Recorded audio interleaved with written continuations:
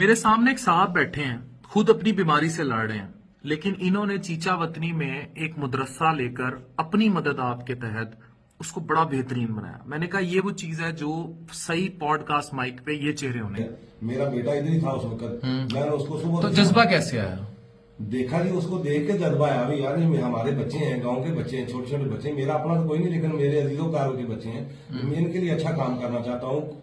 कोई गुजरेगा, नाम लेगा मेरा भी यार ये फलां बंदे ने बनवाया। दरअसल बहुत अच्छा, मैं अभी भी उधर ही रहता हूँ, नमाज पढ़ता हूँ, जुमा करवाते हैं हम। बहुत प्यारे एक मौलवी साहब हमने रखे हैं सिर्फ जुमा के लिए। अच्छा उनको खाना खिलाते हैं, लेके भी आते हैं, छोड़ के भी आते हैं। सर 3 साल से मैं आपको अपना मेडिकल चेकअप करवा रहा हूँ। अल्हम्दुलिल्लाह मैं आपसे बहुत खुश हूँ।